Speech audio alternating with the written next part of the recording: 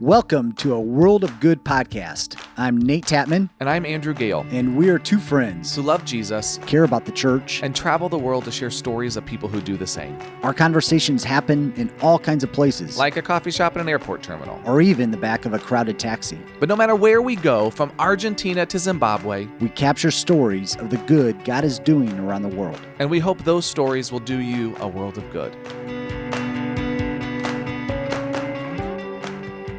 Andrew, how you doing? I'm doing well.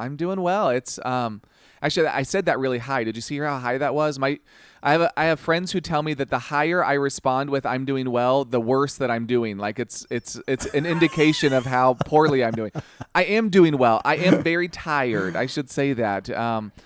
Travel is back in, and so we'll talk about that.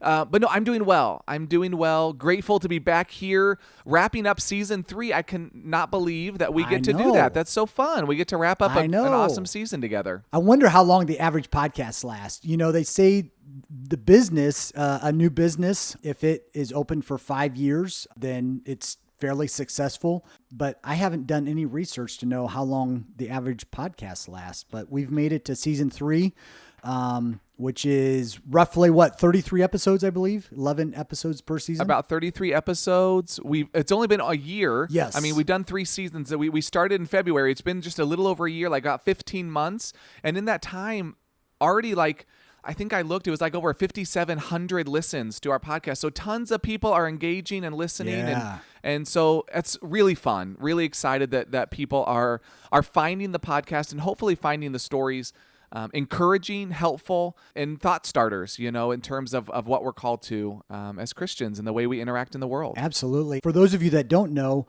we have decided to kind of do these in seasons. So a season usually starts in February and will end about now in June, and then we'll take the month of July off, and we'll start the next season in August, and we will end that in December and take the month of January off. And we've kind of, those rhythms really work well for us as we use January and July to kind of brainstorm and think about the next season and even get a kickstart or a jump start on some interviews, that sort of thing. So it's worked really well for us. Yeah, it's been a lot of fun. It's been a lot of fun doing this. Yeah, so it kind of follows almost an academic schedule, right? Like a school schedule. You do like a fall semester and then a spring semester, and then we get... You don't like that. I can see your face. I don't. I know. You don't like thinking of it as school. Why do you have to equate this to school? I know. Well, some people like learning. I do too. I like learning. No, that's good. That's a good an easy way to remember it. An easy way to remember it. That they need to join us in August as we start the fall season. Okay. Speaking of learning, if people want to learn more about our podcast, us as host, or connect in with us, there's lots of ways to do that via social media. You can sign up to get new episodes in your email inbox at our website, chogglobal.org. So that's CHOG global.org, and then / a world of good, all one word. Sign up for new episodes there. Find information about us on our Global Strategy Facebook page. We have an Instagram. Search for A World of Good Podcast. You can go to our Twitter page, A World of Good Pod. All of those are great ways not just to learn about the podcast, but to engage in content, material, thoughts, news articles, where we talk about the things that are happening and the things that interest us in the world of global engagement. So Nate, you are in Spain, but you have a lot going on in the next couple months in terms of travel and coming back to the States for a time. So are you ready for all of this? You've been in a season of transition that just continues on, it feels like. It has, and we are, like you said, we're in Spain, and just when we think we're kind of going to settle, get our feet under us, new things feel old and familiar, everything changes. And so we've been here in Spain now for it's been 2 months, and we have moved into our apartment, we are feeling settled, but just this week, recording-wise, just this week on June 1st, our roles changed, and so we have removed the associate title from our job title, I guess, and we are now the regional coordinators for Europe and the Middle East, both a position that Stacy and I hold together, responsibilities that we're both accountable for. And so when a ball gets dropped, I guess it's something we can just point at each other and blame each other for. And as opposed to if it's just me, then I have to blame myself. But now I can blame my wife. That's right. But no, we are transitioning into this role. And next week, we have our first staff meeting. So we had to cancel it last year, as everybody did. And we will be meeting in Germany. So our entire Three Worlds team will be coming together in Germany, minus one couple who is still in the States. And we are very much looking forward to getting out and just being with our team in person, all of us together. It's been a long time. So we are looking forward to that. And then we will be heading back to the States for about a month and a half as we have to attend the Church of God convention in Denver, Colorado. And then we have regional coordinator meetings in Bellingham. So you and I will be together for a few of those. I know. So weeks. Exciting. Yeah.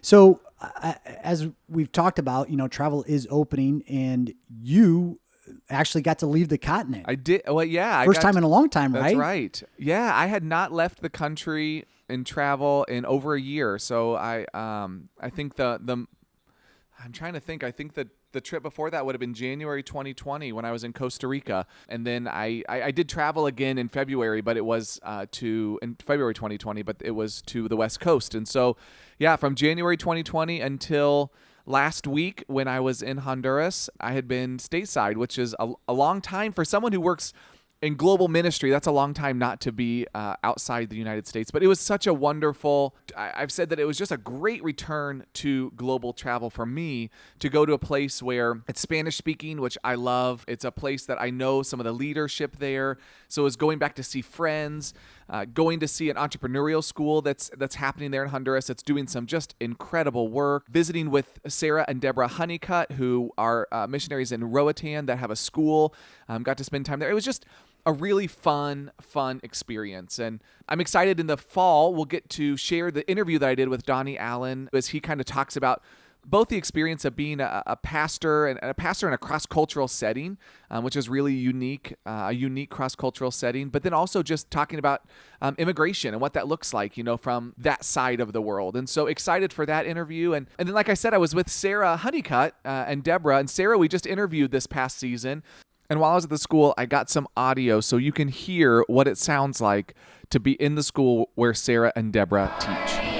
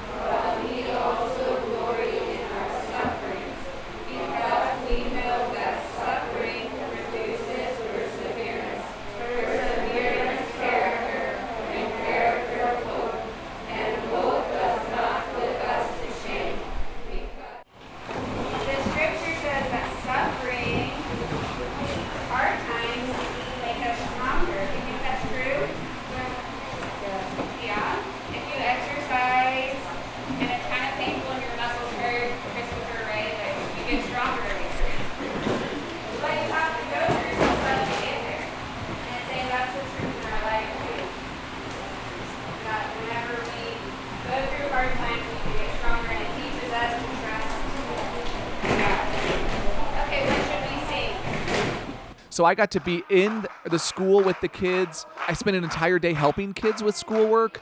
My kids are not at the level in terms of age where these kids are. So, my daughter is in 3rd grade, but some of these kids were in 6th, 7th, 8th grade. And I was having to relearn simple algebra, fractions. How do you add fractions together? Common denominators, like these things that a kid would bring up this question. Yeah. I don't use every day. They would bring this. I was never good at fractions. I will just tell you, fractions were the bane of my existence in math in general, and that I probably spent more time looking at fractions that one day than I have in the last 20 years.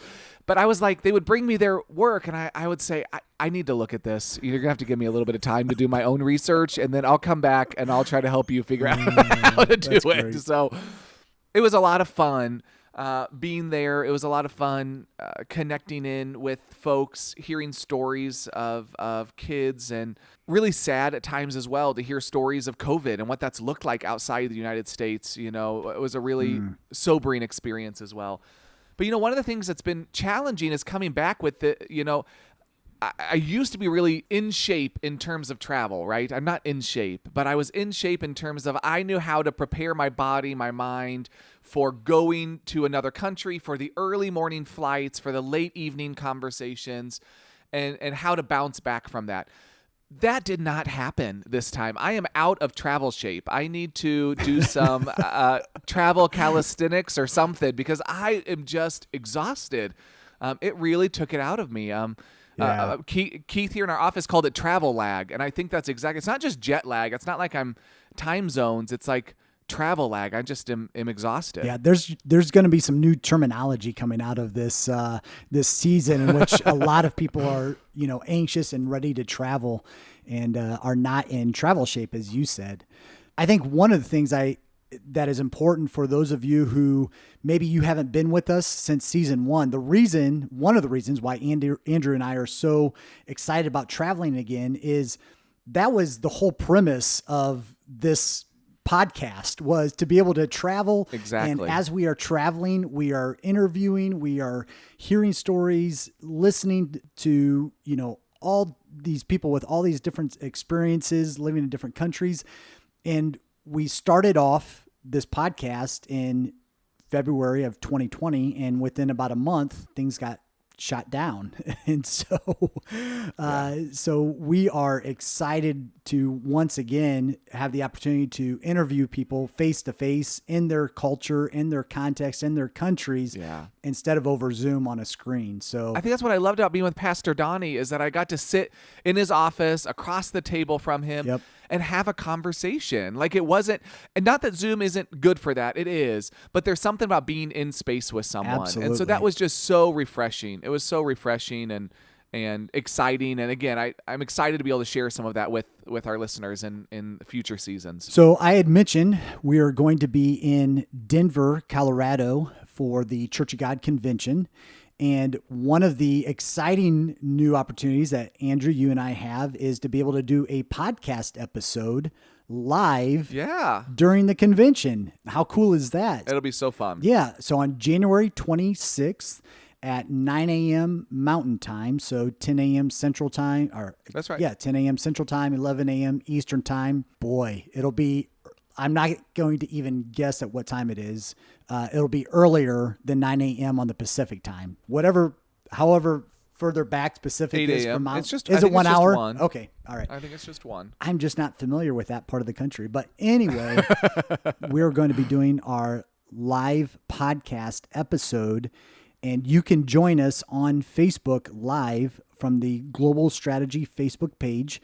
We're going to have some great guests that we are going to be interviewing. Unfortunately, it won't be in person. We will, for a little while, continue the Zoom theme of interviewing our guests. But Andrew, you want to share with our listeners who we're going to be talking to? Yeah, the theme of convention is hungering and thirsting for justice and righteousness, and so we wanted to talk to some folks who are engaged in that kind of work or living in worlds where justice is challenging or difficult globally. And so as we thought about what stories we thought would be really good to tell and important to hear, we reached out to some folks. And as Nate said, none of them are going to be in person, but I don't think that hopefully won't take away from the power in the stories that we're going to hear. So the 3 guests that we've invited, and again, this is a live event, so this could all change by the time that we get there, but this is our hope, is to have these 3 guests. The first is Pastor Dorothy Colney, and she's a pastor in Myanmar, a national leader there, and is going to share about the current struggles in Myanmar, the challenges, they're on the brink of civil war, they're dealing with really significant internal conflict, and share about what that experience has been like for the church and how the church lives, interacts, and tries to care for people in their community in the midst of that kind of an experience. Second, we have, I guess, Caitlin Smith. Caitlin Smith is a missionary with Global Strategy in Uganda. She works with our clinics there in Uganda, helping in the medical field, and has some really fascinating stories about things that the church has done and clinics have done in the midst of COVID. And then lastly, we invited Brother Lennox Boyce, who is a leader in the Caribbean from Barbados, and is going to talk about the recent eruption in St. Vincent and how the churches rallied around those communities, especially for the evacuees that had to leave St. Vincent in order to go to safer locations. And so 3 great leaders from across the globe sharing stories about what it looks like to support people in their communities, especially in terms of what it looks like when people are hungering and thirsting for justice and righteousness. So as Nate said, you can join us Facebook Live virtually or live Yes. in person, in Denver. It's free. You can sign up for that and join us on Saturday morning at 9:00. What we do during this recap episode is Andrew and I kind of go back, and it's not necessarily, but it's looking at a few specific things that just kind of jumped out at us, whether it was something that somebody said or an actual, just the actual interview itself, or maybe it was a topic that was intriguing to one of us. This season, for season 3, one of the things that we did differently from the first 2 seasons was to look at some major themes. So we looked at global partnerships. We had conversations around millennials and missions. And then our third theme was missions in the Black church. And so for each of these themes, we had 3 different episodes. The first episode, we took a look from a 30,000-foot view about that topic, about that content, asked some questions, spoke to somebody kind of in who we thought was an expert in that conversation or for that conversation. The second episode, we wanted to talk to somebody kind of who had boots on the ground, if you will, very practical approach to that theme. And then the third conversation, the third episode for each one of those themes, we kind of, I guess, in a way, we kind of recapped the first 2 conversations and really just kind of took the highlights from those first 2 conversations. And we brought in a third host to have those conversations with us, with Andrew and I. And so our guests included missionaries, former missionaries, pastors, missionary kids, global thinkers, international guests, people who were experts, again, people who were experts in that arena or were working in that arena. And so today, during this recap episode, we just wanted to go back and we wanted to, highlight a few of our favorite quotes, things that made us really think, and things that, for me anyway, things that I'm still thinking about and still processing. You step away from an episode after doing it, and what are those things that you just can't quite reconcile still, Mm-hmm. And that for me, these were some of the things that I'm still man, I need to think about that more. That needs to take more than just a quick Passover. I need to continue to let that kind of marinate in my mind. And so I think that's a huge part of what we chose, were those things that have continued to capture us as we think through what it looks like to serve. So one of the things that season 3, we've already, to this point, we've done a lot of things differently than we did the first 2 seasons. So for this recap episode, we are going to play a clip to highlight some of these main points that we want to bring up that will hopefully continue to help you think, to process, to respond in such a way that will ultimately maybe change how you think about missions, maybe change how you think or do ministry, and maybe just help you to think or change about how to interact in the world. And so our first one comes from the episode that we did with Samir Salibi, going way back to episode 2. Listen to his comments. It's not about just support financially. When first time a church called me, every time they asked me, what do you need? How much? I said, no, come, see us, meet us, spend time with us, and then we will see. The needs is not only about money, it's about also learning from each other. It's about sometimes praying. And I noticed something now in COVID. It has been 1 year and half COVID. Everybody is on Zoom. Not one of all the partners that are supporting us said, let's connect one time to worship with you. And it was a click, but they never think about it because they think that partnering is just, I am the parent the kids. I sent him his money every month, and I did my job. But actually, for me, it was a great opportunity. COVID is to link to each other. Some people joined because I invite them, but nobody said, "Okay, I have time. I want to connect and worship with you." So one of the things that came out of this season, especially as we started thinking about this recap, was this idea around these tensions that our guest felt. And some of you may be familiar with a quote from Andy Stanley. He talks about, is this a problem to be solved or a tension to be managed? And one of the things that you can hear in Samir's interview, if you go back and listen to the whole thing, and even in just this short clip that we just listened to, there's this tension. I think that on our side, and by meaning our side, on the Western American church side, there's this tension that we wrestle with. It's, well, why can't we just send financial support to this ministry or to this location? Why do we have to spend maybe more money in flying people there and visiting? What if we just take all that money and send it to the ministry, give it to the missionary, where it can be used, more, whatever, effectively, efficiently, whatever you want to put it in there. And what we hear Samir talking about is the financial support is one thing, but it's not the most important thing. The most important thing, really what it comes down to, what Samir is saying, is relationships. Yeah. And I don't know if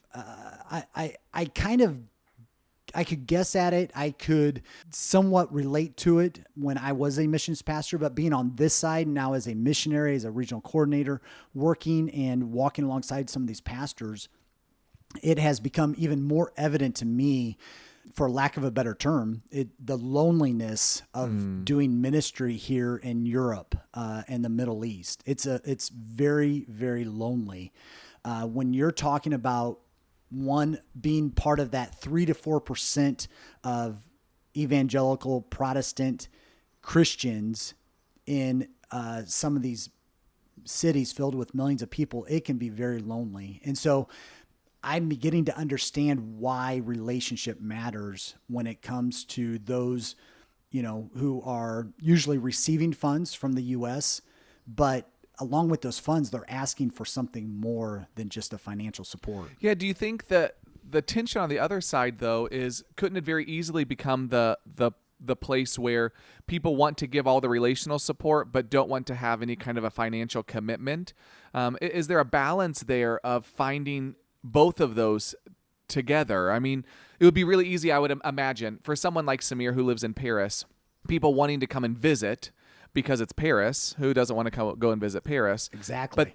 But they don't want to engage in the ministry. It's more, but then they can use that relation. Well, it's about relationship. I'm just trying to build relationship. Well, yes, but also that takes time and energy out of the work they're doing in order to host you. And so I think that's part of the wrestling that I always felt as a missions pastor, is where is that balance between not overburdening someone on the field with relationship, but also not under engaging. Sure. Does that make sense? Like how do I engage at a level that helps them feel connected and shows that I want to be in relationship, but also doesn't expect them every time I email them that I need a response within a few minutes because we're in a relationship, and if that's what it's about, is they need to be able to respond. Like, I think that balance is difficult to find, and I think that it's made more difficult in cross-cultural settings and expectations that come in cross-cultural relationships. Yeah, and I think, going back to Andy Stanley's quote where he talks about this isn't going to be solved. There is not a right or wrong way of doing it. Well, there is a wrong way of doing it. I shouldn't say that, but it's not something that's going to be resolved. The needle is always going to be moving. There's always going to be that tension that does need to be managed. And whether it's as an American missions pastor over communicating his or her intent of the relationship. Here's where we're at. This is why I'm doing this. I'm asking these questions, but please don't interpret this as me interrogating you, or I'm bringing a team over. We want to explore, the city, but we also want to spend time with you and your team. And And I think, and Samir talks about that, he talks about come spend time with us, learn from us, and then we can look at how your financial support can help the ministry. Then we can identify what needs there are that you can help support through your financial giving. Yeah, I think that what you just hit on is really important. And to put it in kind of like cultural terms, we have cultures that are high context and low context. High context cultures tend to be places where things go unsaid. The meaning of communication is found in subtleties and in assumptions rather than in direct communication. The United States tends to be very low context, which means that we tend to speak very directly and plainly when it comes to things. But one of the things I think is in Aaron Meyer's book, The Culture Map, she talks about when you're going between different context, high and low context, you have to invite everybody into a low context situation, because as an American, I can't act like I'm high context the way that a Japanese speaker would. So what we have to do is invite everyone to a low context. Now, that's a very cultural way of saying what you just said, that when we build into these relationships, if we want to engage in ways that are culturally appropriate, that are understood as best we possibly can, we have to invite people to a low context way of engaging, where we very, very plainly state, hey, we want to be in relationship with you, but we don't know what that looks like in a way that supports you well.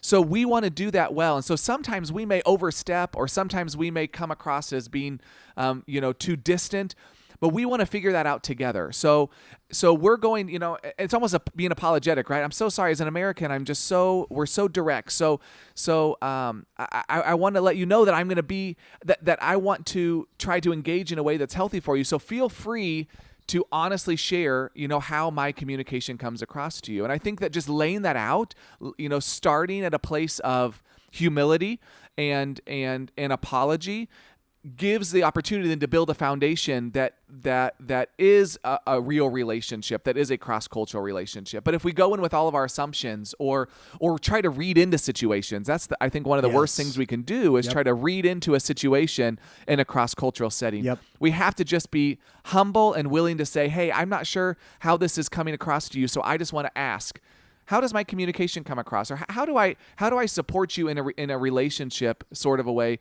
that both supports you but doesn't burden you? Another great example, I was kind of smiling as you were talking about high and low context, but another great example of a low context is trying to say the same thing in 3 different ways. And so I caught myself, or now I'm catching myself doing that when I'm in some of these high context cultures, especially, and I want to give an example, and I find 3 different ways of saying the same thing over and over again, and the audience usually is like, okay, we got it the first time, you don't need to repeat yourself again. But definitely go back if you haven't. Go back, listen to our conversation about Samir, and especially if you are in a missions pastor's role or have oversee the missions ministry or budget or on a missions team, we definitely encourage you to go back and listen to the series on global partnerships, our interview with Alan McDonald, Samir Salibi, and then our follow-up with Josh Weger. A lot of great content, a lot of great tips and things to think through from global partnerships in a local church context.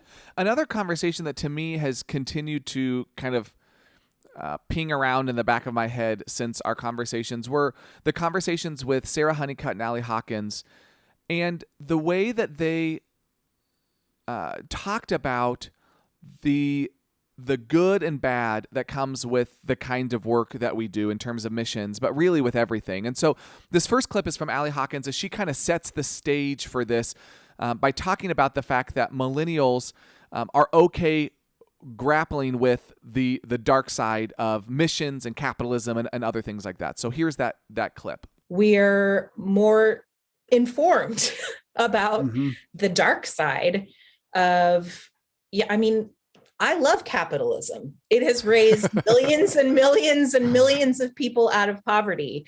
And also there's a dark side. Yeah. I love missions. It has brought the light of Christ to millions and millions of people. And also there's a dark side. So I think there is a willingness to grapple with the mixed legacy of the past. Mm-hmm. It's not all good and it's not all bad. But I think young adults in particular don't want to brush the bad under the carpet. They really want to wrestle with it and do better. I appreciate that clip from Allie because I think she starts to just give some freedom to ask questions about things. You know, later on, she talks about missions being self-evidently good and the challenge with us believing that missions is self-evidently good. She gives us she gives us the freedom to start to say, hey, it's okay for us to say that not everything was perfect in our history. You know, in some ways, I feel like this conversation is like, I'm allowed to make fun of my mom, but you're not allowed to make fun of my mom. You know, like, you know what I mean? Like I could say, you know, we have that. Like, I'm allowed to say something bad about my family, but you can't. I feel like that's what we do with missions a lot of times. You know, we're allowed to speak negatively, but we don't want others to, or, you know, we get really protective of it as if we're protecting, our identity, which I don't know that missions needs protecting from us. It's okay to say that it has a mixed history.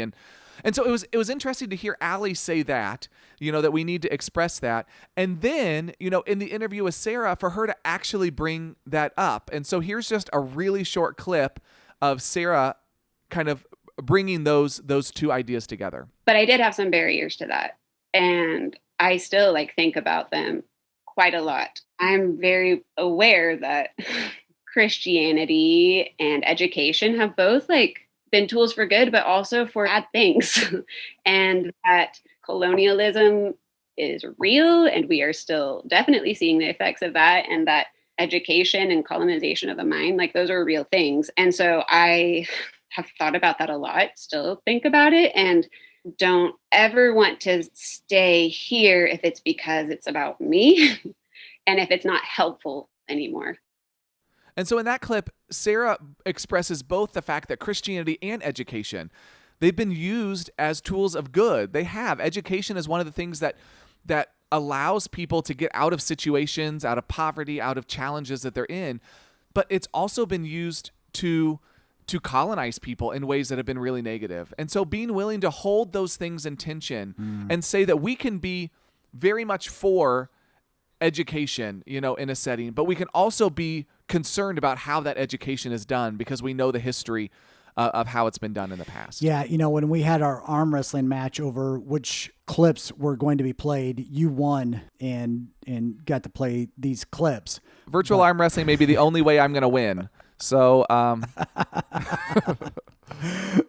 but my, you know, and you kind of alluded to the clip that, or the quote actually, that has kind of been stuck on replay in the back of my mind. And that was, when missions is self-evidently good, then you don't have to have conversations about it. And I think we went round and around about this conversation with Channing Marvin in our kind of wrap up of this topic or this theme, but it's all in this same vein of, because one of the things that has been running through my mind is usually when we talk about missions and how missions has been done historically, there are generations who have come along after us and they've done a lot of great things in regards to missions.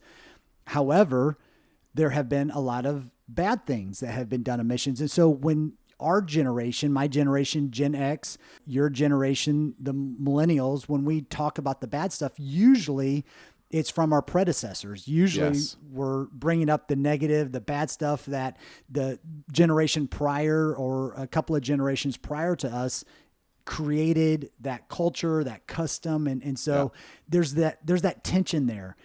And I'm aware of the fact that as Gen Xer involved in missions, as a pastor, you know, there are things that I have done where I'm going to take offense to if somebody speaks badly about it or, you know, and so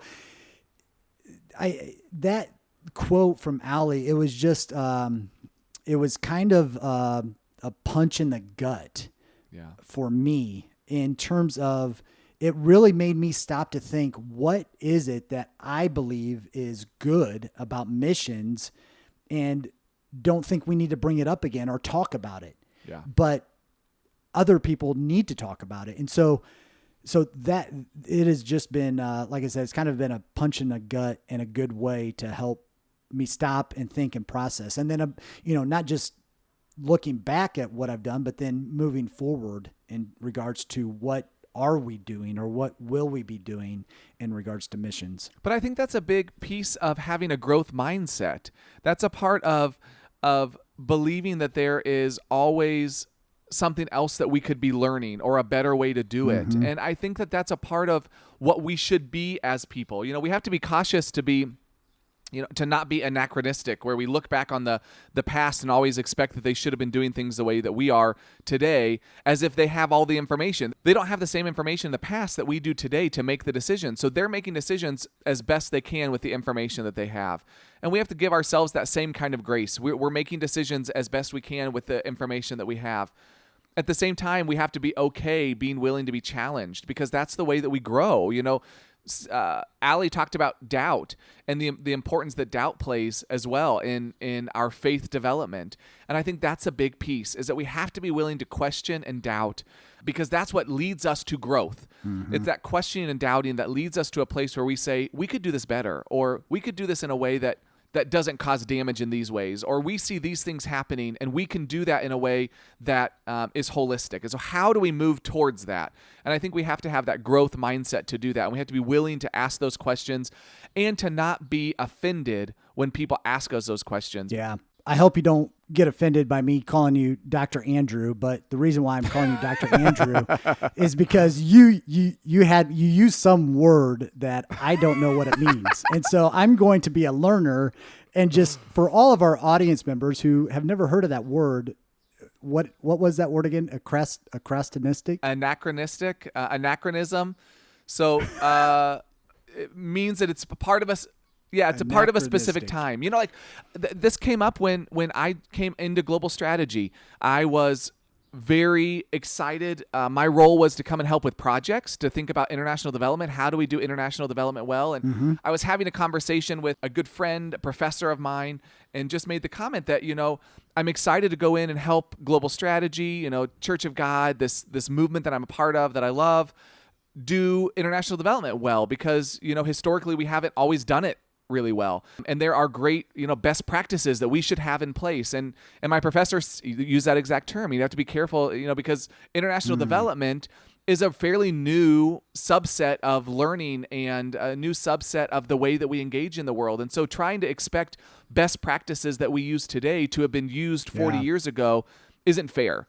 And so that same is true, in the way that we look at missions. The things that we know now today are different than what we knew 40 years ago. And so it's okay, Absolutely. I think, for us to say we didn't do it right, because we have new information, and that's okay. Just like 20 years from now, they're going to look back on us and say we didn't do it right, because there's new information they've gained that hopefully they're allowing that to be a part of the process in developing the work that they're doing. That's good. That's so good. And that's helpful, because, there's so many times where, again, I've alluded to the fact that I was a missions pastor and oversaw missions for 13 years.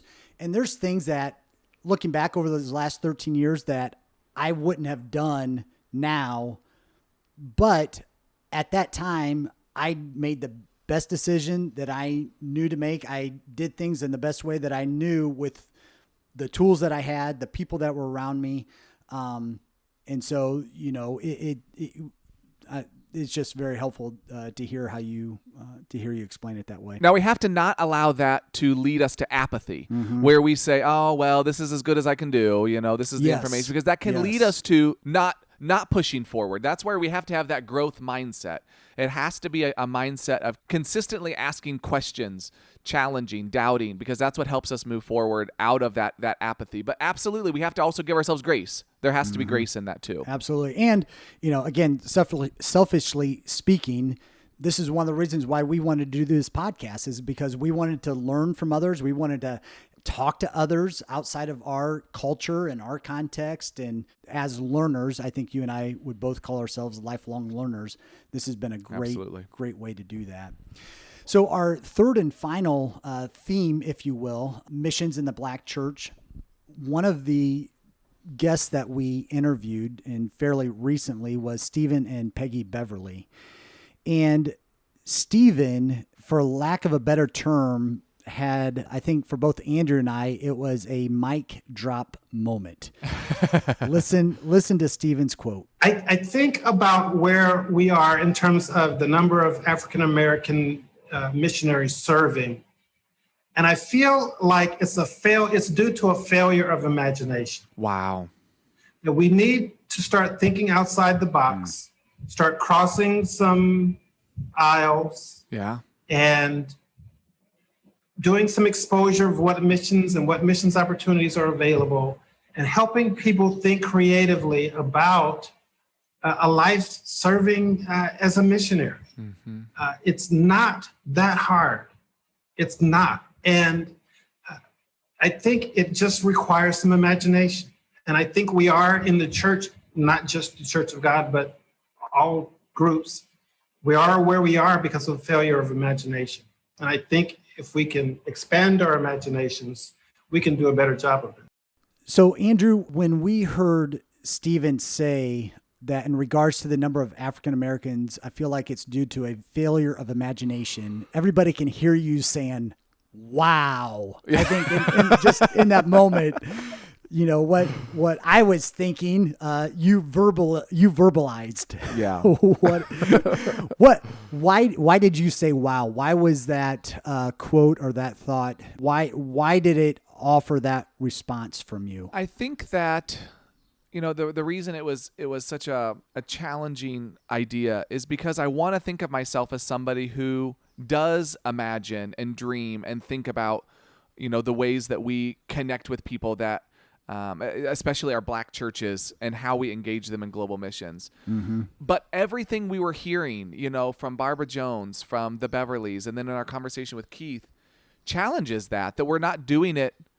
We're not doing it enough. We're not doing it with, you know, it's that we're not challenging ourselves enough.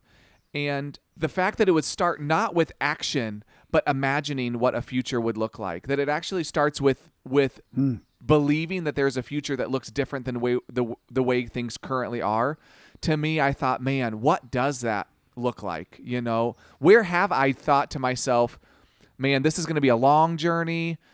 It's going to be difficult, and I don't know that, you know, it could be a long ways off before anything happens. Sure. But is that not willing to actually dream about what it could be and move forward? And so I think it caught me off guard, because I thought, man, that's something that I have to spend more time in thought and prayer and engagement and intentionally walking towards that.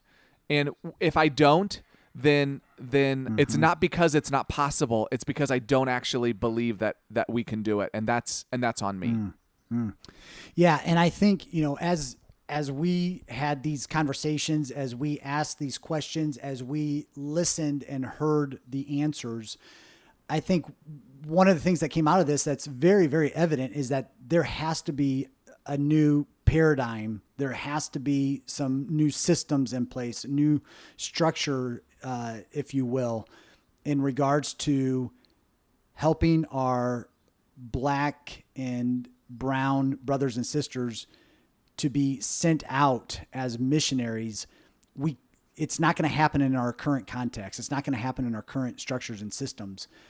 And as Stephen put it, it begins with imagination. It begins with dreaming up and thinking of what those possibilities are and what those alternatives are, what those different paradigms are, what those shifts from a current paradigm to a new paradigm might look like. And so, like you, I never really thought of that beginning with imagining something different.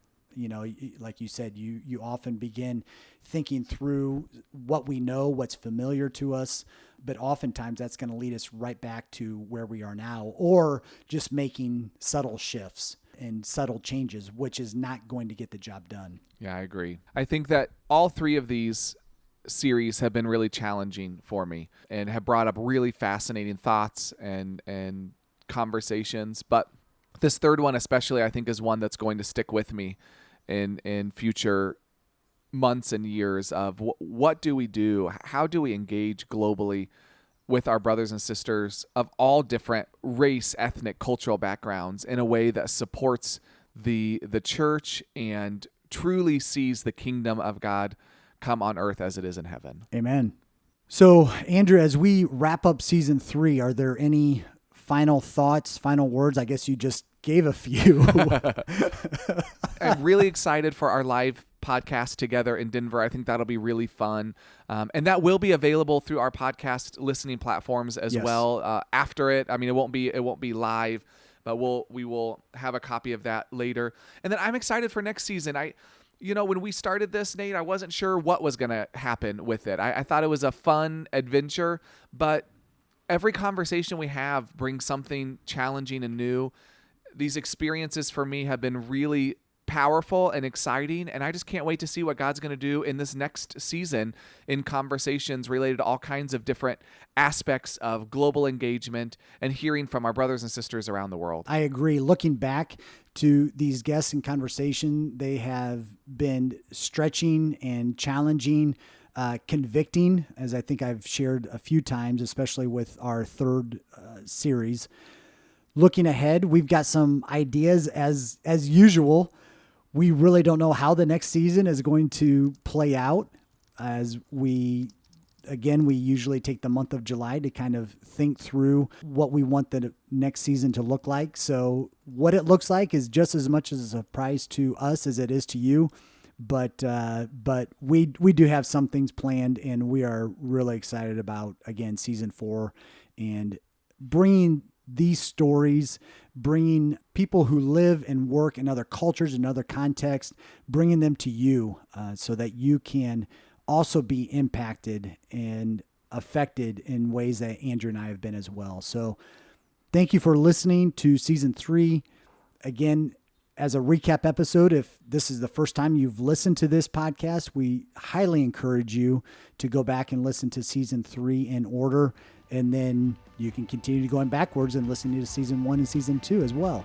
Thank you for listening, and we will see you next season. Thanks for listening to A World of Good.